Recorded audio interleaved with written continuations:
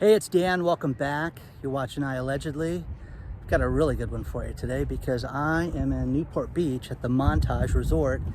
Seems like I talk about banking here a lot when I come to the Montage, but you need to be aware of something. You need to be aware of bank bail-ins, and this is a scary problem. I'm going to show you how scary this is.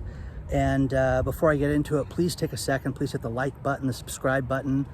Share this with all your friends and colleagues. And this is a video that pertains to everybody around the world.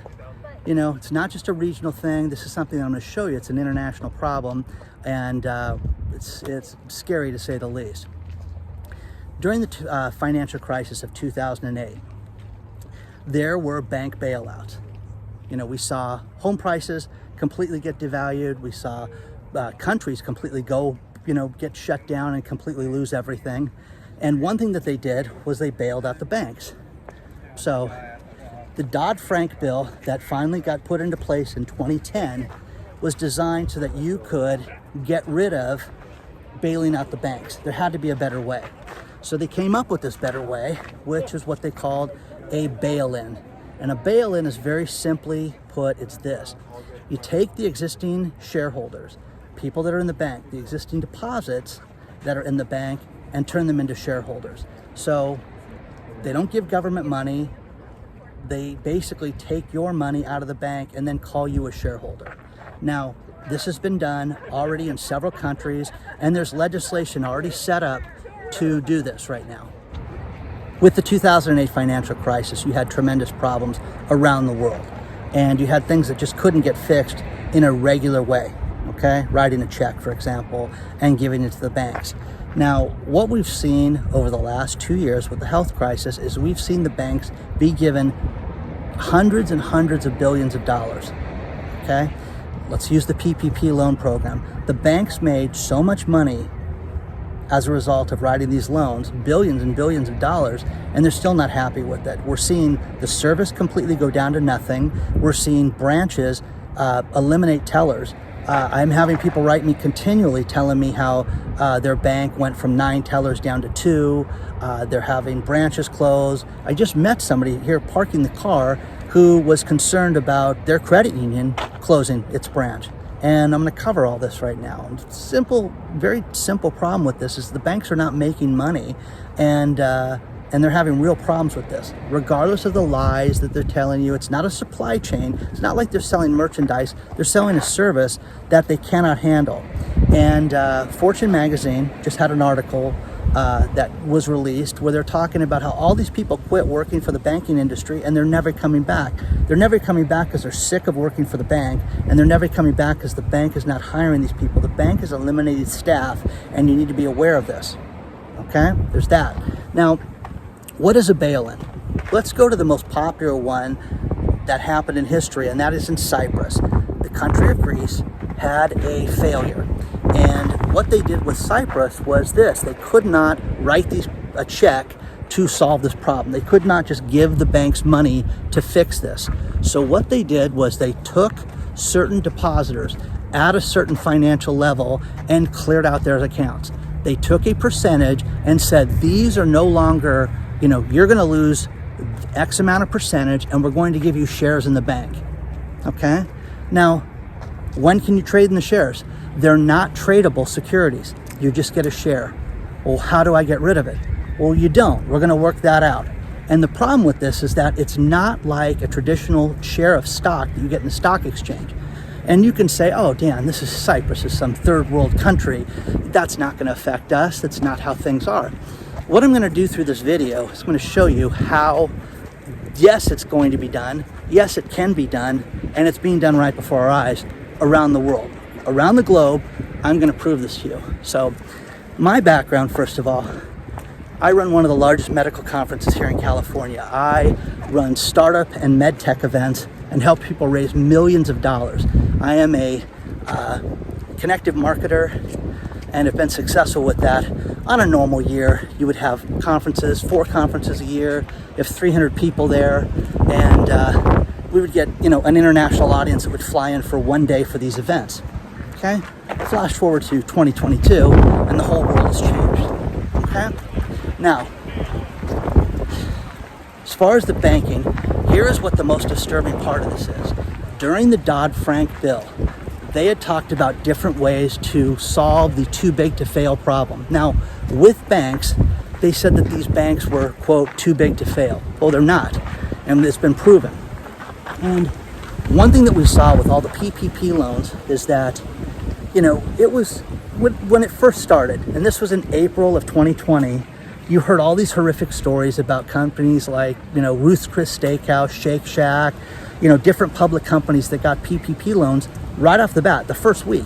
And the reason for that was because of the banking relationship that they had with their banks. They didn't even necessarily have to apply for these loans.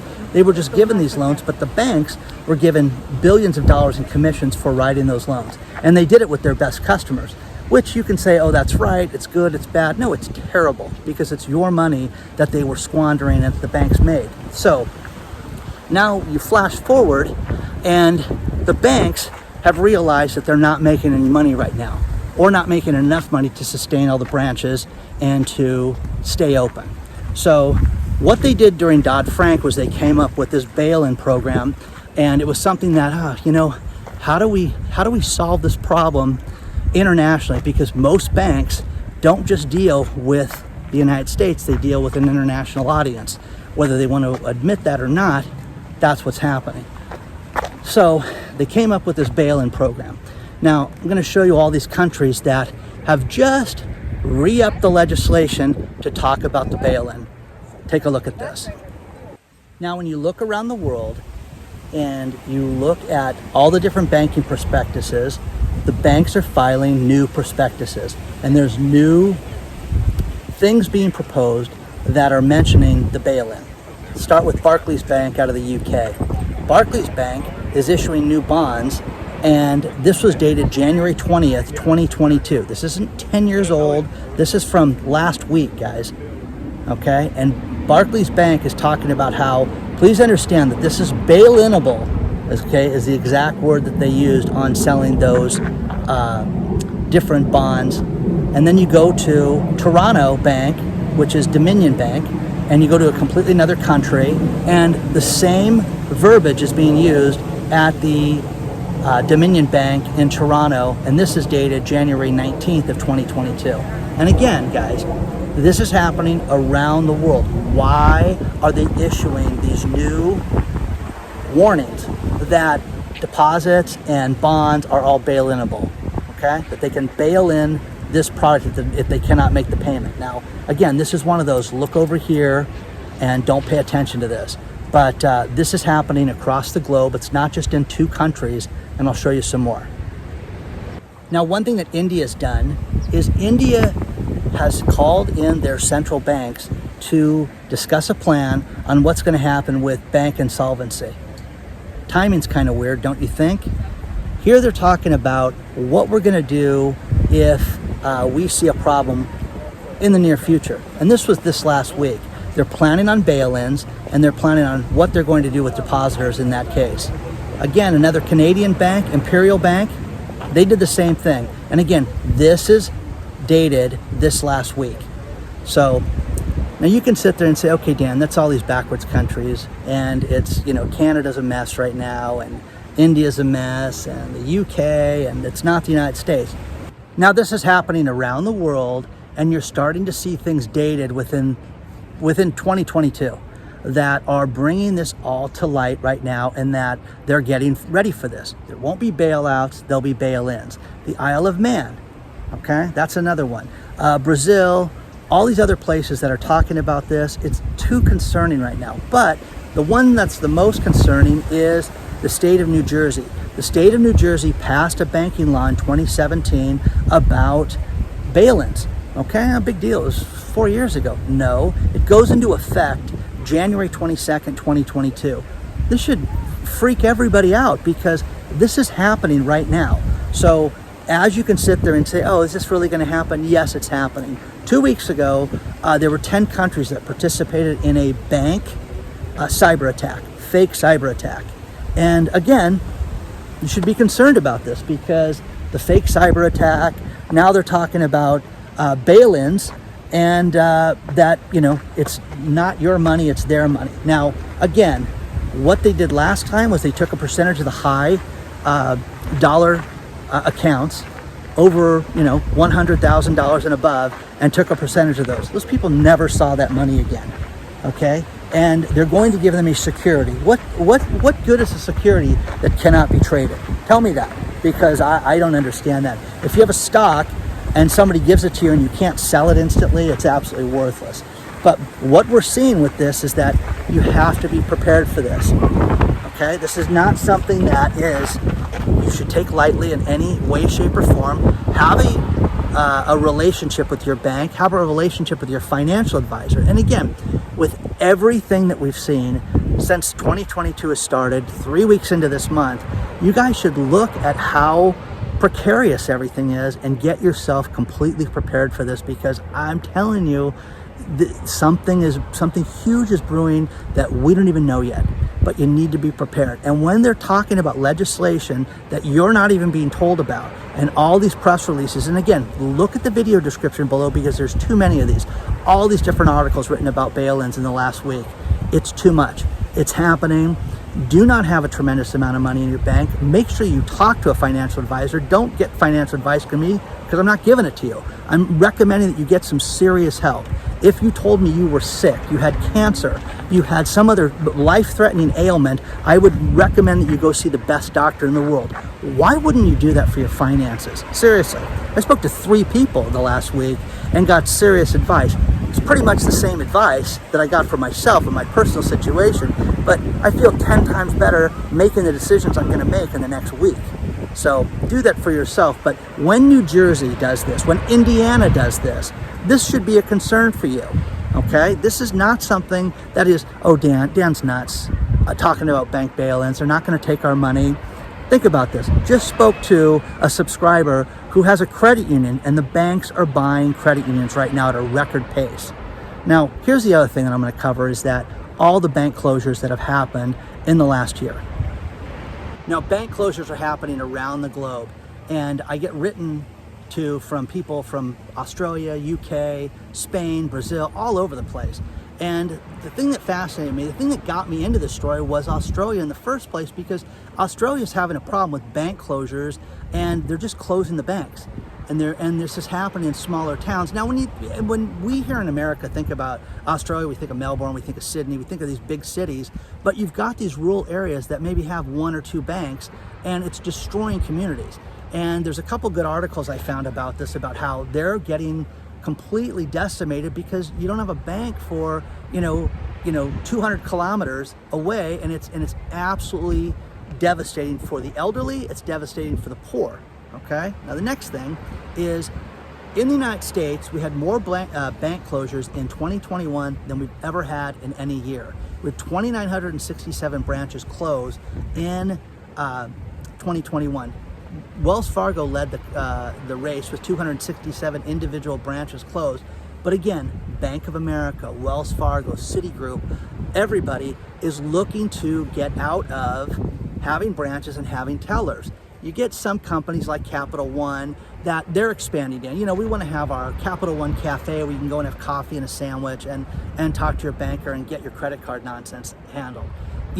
That's different. That's growth. And you may see, they may have a few hundred when it's all said and done. And as they grow 1, they grow 2. They're also in larger areas. They're also in tourist areas too. We've got one coming in Irvine, California, to the Spectrum. So this should concern you. We're seeing these branches close, and we're seeing branches without tellers. Greg from Las Vegas, fan, subscriber, great guy, communicated with this guy a lot via email, sends me the greatest video of a tellerless branch in Las Vegas. You've got to take a look at this, but I want to thank Greg again from Las Vegas. Take a look at this video.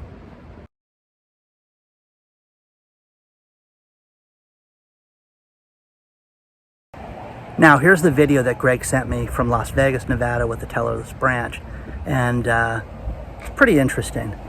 You walk in this place, and first of all, nobody in this place.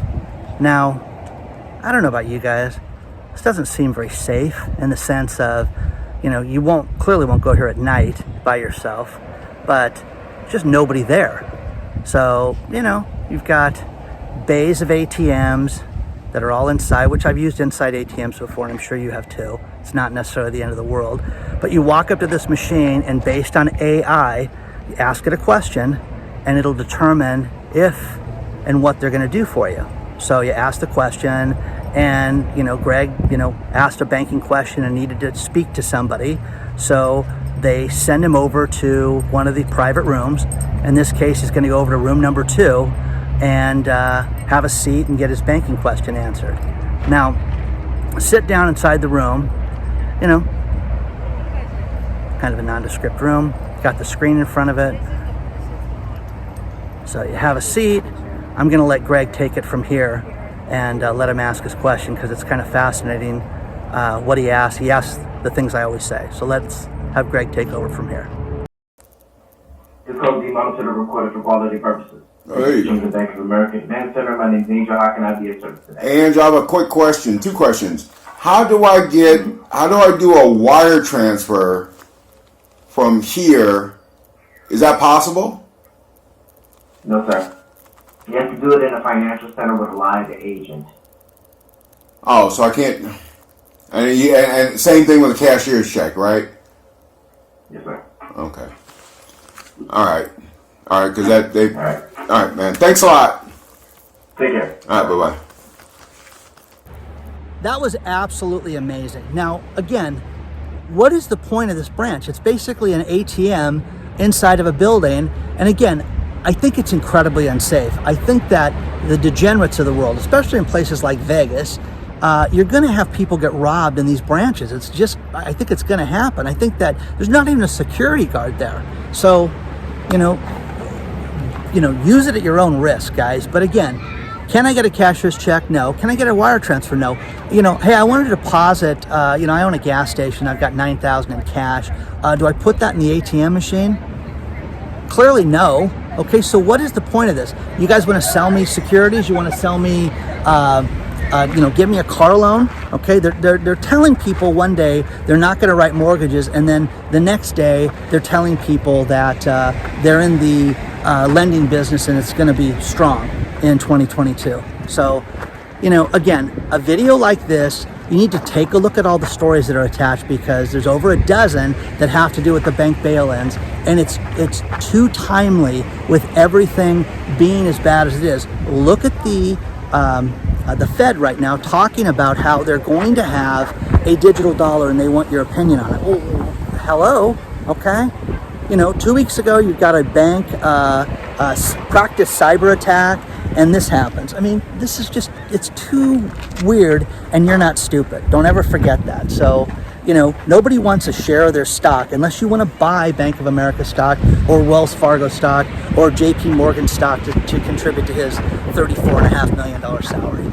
So share your thoughts on this stuff, guys. I really want to know what you think about this, because it's absolutely nuts. But again, be prepared. Walk into your credit union, ask your credit union if they're going to be sold, because credit unions right now are being sold, individual branches are being sold at record pace to large banks. And some of the purchases are designed to close the branch. Think about that. Buy the credit union and close the branch. It makes no sense. So share your thoughts on all this stuff, guys. Now, the Financial Stability Board is issuing white papers on this. They've got a 64-page document on BailIns, and it was dated on December 21st of 2021. That should freak everybody out. And then you've got the European Commission, Bank Recovery and Resolution. You've got to be flipping out by now, okay? Well, it gets better, because here in the States, you got Deloitte, the accounting firm. What to do about this? Now, check this out. I zoomed in on a couple parts for you so you can see how glorious this is. But here's their white paper on bail-ins, okay? Ensure early flexible triggers. Pass losses onto the owners. This is horrific. And the final white paper is from Baker and McKenzie, Bank Recovery and Resolution. Okay, too big to fail. Page 9, bail-in. Well, let's cut to that. Look at this bail-in information. Guys, you should be flipping out over this and be really, really concerned. Now, if one person's talking about a subject, 2, 3, 5, you can make the decision on if you should take the advice or not. But I literally have found over 100 stories, okay? I don't think I can put them all in the video description, but this video, if I continue with everything, you'd have a 2-hour-long video covering this entire topic. You need to be concerned about this. You need to take this seriously. You know, and again, Spain, Kuala Lumpur, Ireland, all these places are talking about this now. And again, the timing is horrific. The timing is not good with the stock market and the condition that it's in, Ukraine and all the shenanigans that are going on in the world right now. You need to take this seriously. Now, that being said, Dan, what can we do about it? Now, all the advice that I found from all the financial advisors I talked to and all the stories I found, it's all the same thing. Every country has some type of deposit insurance, okay? Make sure that you have your accounts under that deposit insurance. Now, you've got to have faith in the government. This is the first thing, that they're going to be around to pay you back if the bank fails, okay? Also ask the questions. You know, you and your husband, you may have multiple accounts and it goes over this amount. Well, here in the United States, it's 250 grand. If you have multiple accounts in the same institution, can they change it? Or is it such that you're both going to get paid back? Okay? You need to look at that, and you need to look at moving money immediately out of places like this.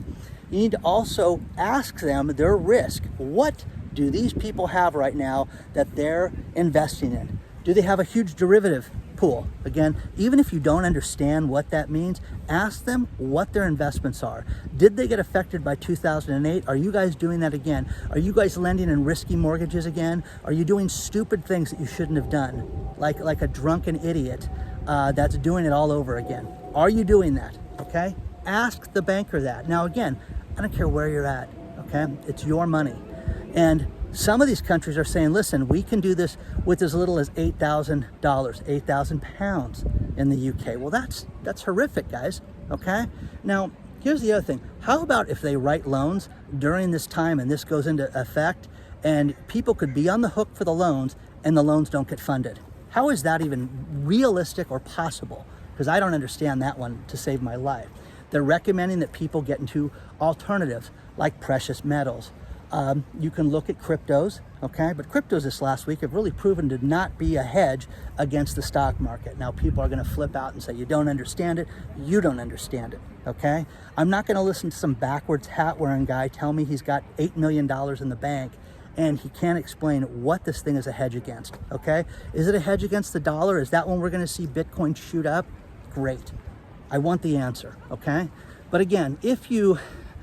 I always relate it this way when I talk to these guys.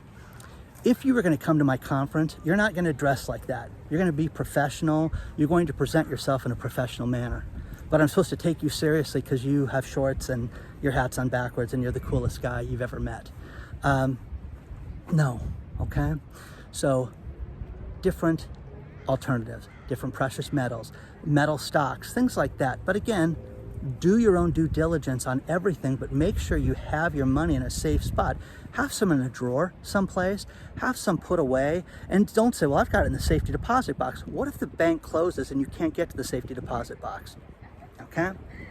Greg was great. Greg sent me all this information about Vegas, and Vegas it's changing to say the least, but tellerless branches, don't do it. Again, if you have a cash business, how would anybody ever deal with that? And again, the future of banking. If you look at that article below from the President of Bank of America, they want to get away from hiring people because they believe that people don't want to work.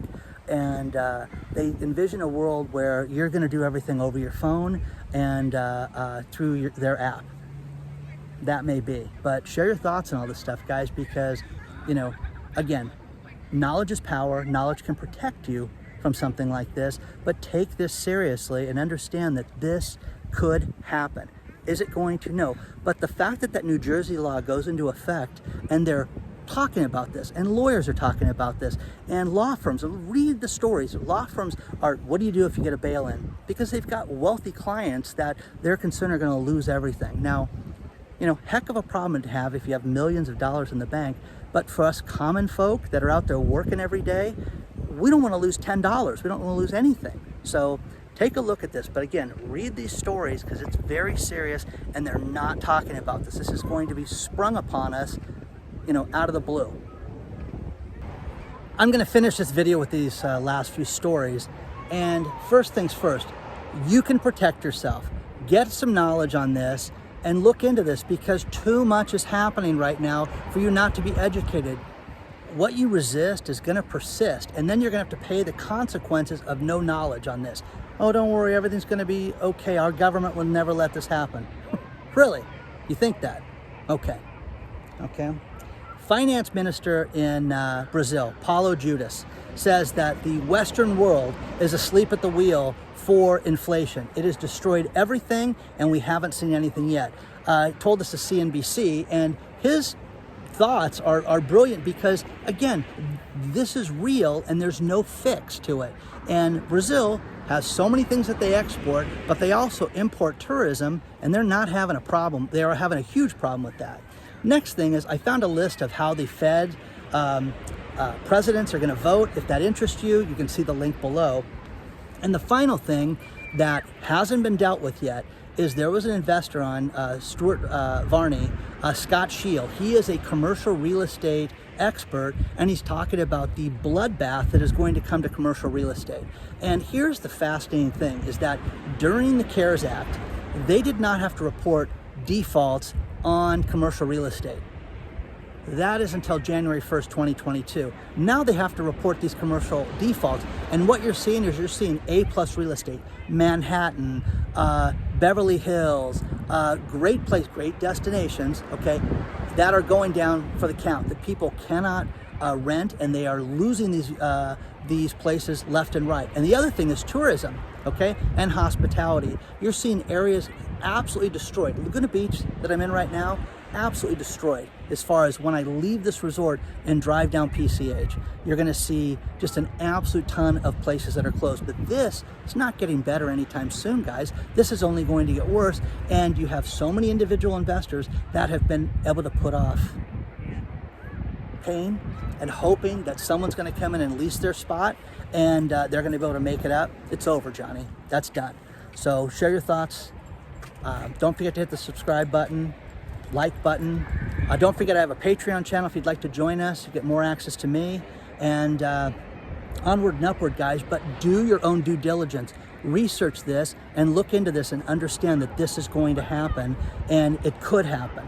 And you'd rather be prepared. Remember, the worst thing is the consequences of your action, okay, of inaction and not knowing anything. You're going to pay the price for those consequences for years to come. And again, for those of us that lived through 2008, remember how bad it was. I am like so many other people that think this is going to be worse, and you don't want to fall victim to anything. Onward and upward, guys. I'll see you very soon.